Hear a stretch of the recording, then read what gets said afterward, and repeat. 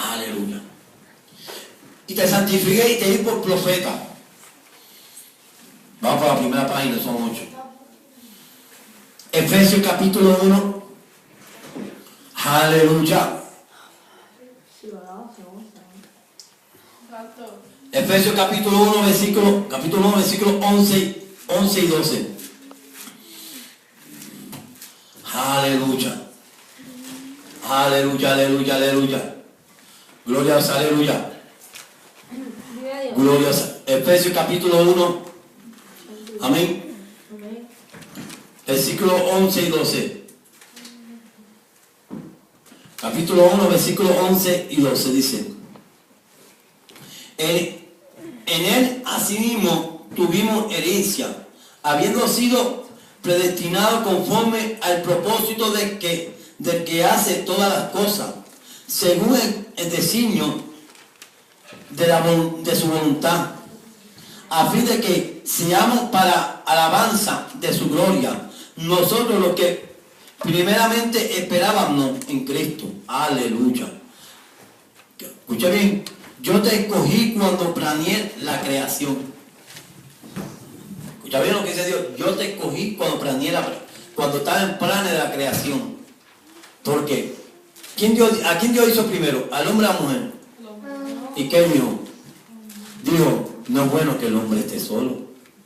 Le dará una ayuda idónea. Ayuda idónea, no desayuda. No es desayuda, sino ayuda idónea. Dios nos creó. Porque cuando Dios hizo este mundo, nos hizo para ponernos a nosotros aquí. Para que nosotros, como dije anteriormente, para que nosotros seamos su pueblo y es nuestro Dios.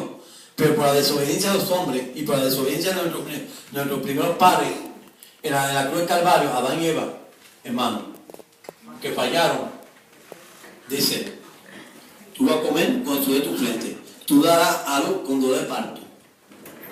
Amén. Y después le dijo, y esto es lo más importante, dice que ella te dirá en el calcañar y tú qué, la dirá que en la cabeza. ¿Así? ¿Cómo dice? Ella te dirá en el calcañar y tú en la cabeza. ¿Qué significa eso? Vive Jesús. Que es la mujer que va a hacer eso. ¿Quién va a pisotear al enemigo? ¿Y dónde lo pisoteó? ¿En qué manera? ¿Con qué forma? No. No. Vive Dios. No. En la cruz del Calvario. Él herirá en el calcañar. Que el cañar significa que le va a por demás le duele. Y esto sí que duele, hermano.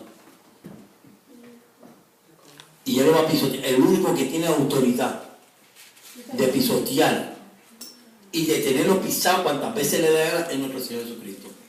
Y él pisoteó a nuestro enemigo en la cruz del Calvario. Escucha bien esto que estaba diciendo yo el sábado aquí, allá en la radio. El enemigo, cuando vio a Jesús de Nazaret en la cruz del Calvario, que expiró, Padre, estoy comiendo mi espíritu. Murió allí, ¿verdad? Sí, murió.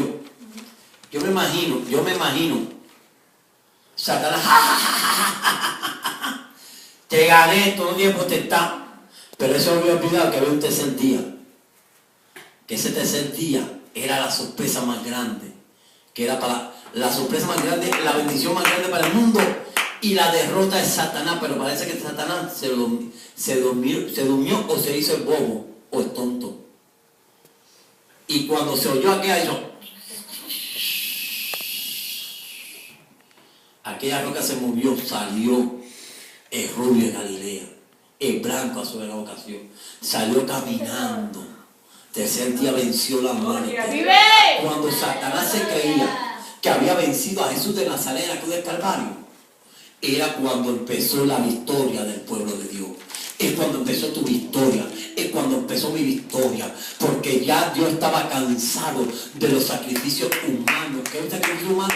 Los sacrificios que los seres humanos cogían un cabrito, una palomita, un sacrificio una vez al año, y todos los días se tiene que repetir el mismo sacrificio por mi pecado, por el pecado de este pueblo, por el pecado que... Y Dios, espera, Padre, yo iré, voy a ser como el cordero inmaculado, voy a enmudecer en medio de mis transgresores, en medio de mis asesinos, en medio de los que me van a mutilar. tirar, yo voy a enmudecer, pero va a ser un sacrificio una vez por toda la vida. ¿Sabes qué fue? Y Jesús de Nazaret vino conforme a, como dice la palabra, él fue hombre, totalmente 100% hombre. Durmió, lloró y no tenía, no tenía una mudada como nosotros tenemos, no tiene una casa como nosotros la tenemos, pero vino, hermano, y cumplió toda la ley de Moisés. Tampoco quebrantó la ley, sino que la cumplió al pie de la letra. ¿No? Porque para darnos a entender nosotros que nosotros nos podemos someter a la ley terrenal, pero también nos podemos someter a la ley espiritual de Dios. Porque cuando Jesús estaba aquí, él no rompió, escúchame, él no rompió ninguna ley.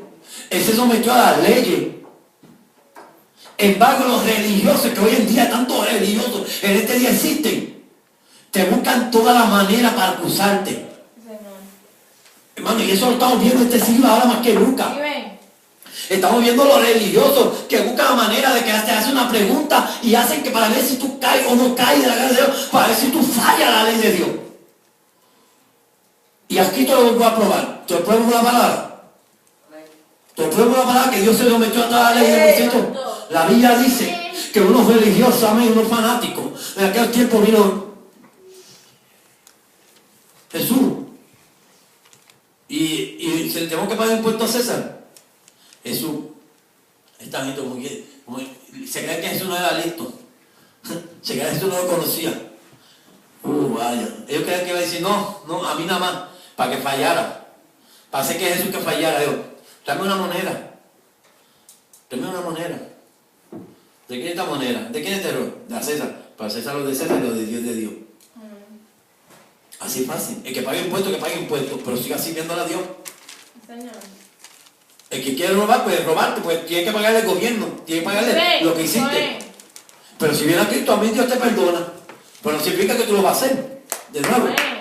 Significa que Dios te perdona una vez, Dios nos perdona una vez. Entonces, ¿por qué estamos cogiendo el amor de Dios?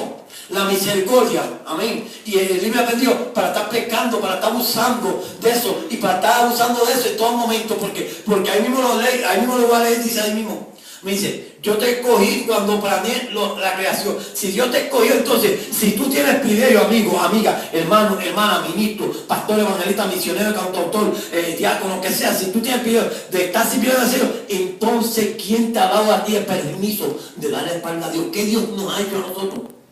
Si Dios no nos ha hecho nada más que favor. Dios ha hecho por nosotros cosas que nosotros ni nos merecemos, hermano. Dios me ha dado a mí mi familia sin yo merecer. Dios me ha dado a mis 5 niñas, mis niños, sin yo merecer los 15 que Dios estoy pidiendo a Dios y Dios me los da. Si no nos gustamos, Daniel, no te preocupes. Amén. Hermano. Yo sin merecerlo, mira, Dios me ha dado a mí lo que yo no estaba pensando dar, una familia, un hogar, un ministerio.